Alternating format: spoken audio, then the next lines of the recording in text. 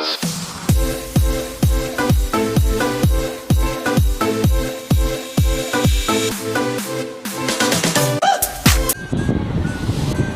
I'm Leanne Ronquillo from grade 12 in Athena, and now I will make a video recitation about the ingredients and procedures of 5 mother sauces. The first is the bechamel sauces. The ingredients of bechamel sauces are butter, all-purpose flour, milk, salt, and freshly grated nutmeg. Procedure of bechamel sauces. First is melt the butter in a large saucepan over medium heat. Once melted, stir in the flour until smooth.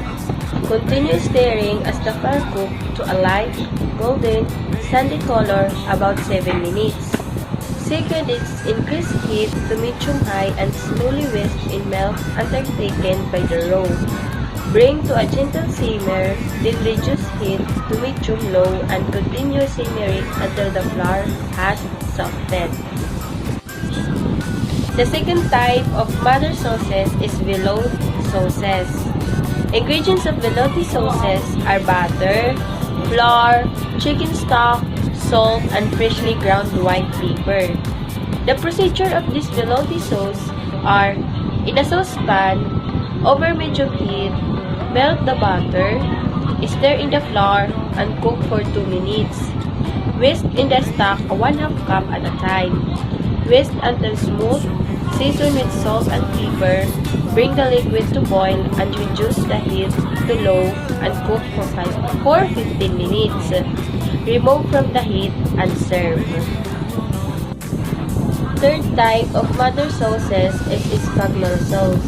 The ingredients of espagnole sauces are butter, onion, flour, bone broth, tomato, and bay leaf. The procedure of espagnole sauce are first, begin by melting the butter in a small saucepan, and then adding in your diced onion. Cook over low heat until the onions are caramelized. Second is add the flour, coating the onions and absorbing any juices in the pan. Third step is slowly whisk the stock in the mixture in the pan, making sure to break up any lumps while you whisk. When you have added in all of the stocks, add the tomato puree and bay leaf. Bring the sauce to a gentle oil. Fourth step is skim off any impurities and skin that rise to the surface of the sauce and continue to boil until the total volume of the sauce has reduced by half. Fifth step is strain the sauce through a fine mesh sieve and make sure to use it while it is still hot. The fourth types of mother sauces is the Hollandaise sauces. The ingredients of these sauces are egg yolks, lemon juice, cool to water, salt, ground black pepper, and butter. The procedures of Hollandaise sauce is first step in a small bowl, whisk together the egg yolks, lemon juice, cold water, salt, and pepper. Melt the butter in a saucepan over low heat. Gradually whisk your yolk mixture into butter. Continue whisking over low heat for 8 minutes or until the sauce is thickened, and serve it immediately. The last type of mother sauces is tomato sauce. The ingredients of this tomato sauce are tomatoes, tomato paste, salt, olive oil, garlic, basil sprig, and bay leaf. The procedure of tomato sauce are: first step is cut tomatoes in half horizontally, squeeze out the seeds and discard. The second is put the tomato pulp in a long wide saucepan over high heat, and salt, olive oil, tomato paste, garlic, basil, and bay leaf. Bring to a boil, then lower heat to a brisk simmer. Last is reduce the sauce by almost half stirring occasionally to produce about 2 1/2 cups medium thick sauce 10 to 15 minutes. Taste and adjust. The last video recitation is give at least 3 examples of soup using stock under the recipes and ingredients.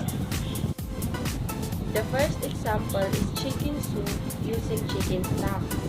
Ingredients are 1 whole chicken, 8 cups water, coarse salt, medium onions, celery stalk, garlic, and carrots.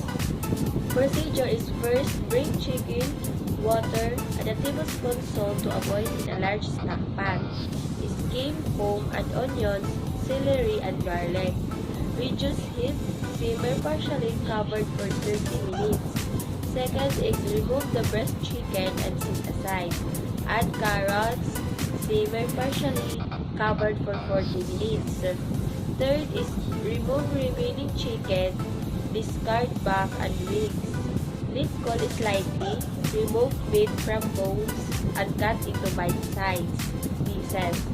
And last, stir in desired a blend of chicken. Reserve the rest for another use. Skin, pan, and season with salt. Second sample is fish soup using fish stock. Ingredients are unsalted butter, medium onions, stalk celery, carrots, bay leaves, spring fish stem, black peppercorns, fish heads, and fish buns. Procedures are, the first thing to do is melt the butter in a stock pot over medium heat. Add the carrots, celery, carrots, bay leaves, parsley, thyme, and peppercorns and cook. Stirring frequently until the vegetables become very soft. Place the fish head on the vegetables and stack the fish bones evenly on top. Add enough very hot water to just barely cover the bones. Give the mixture a gentle stir and allow the broth to come to a simmer. And lastly, remove the pan from the stove. Stir and stack again. And last sample of soup using stock is beef stock. Ingredients are meaty beef stock bones, stew meat, olive oil, onions, carrots, celery, garlic, fresh parsley, bay leaves, and peppercorns.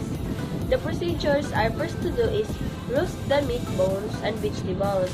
Add hot water and scrape up the brown bits. Add vegetables, water, bring to a low simmer. Skim scum and fat as the stock cooks. Remove the solid ingredients and strain. And lastly, all of this as chill. And that's all. Again, I'm Lian Terong Kelly with Chilbichi Athena. Thank you for watching and mabuhay.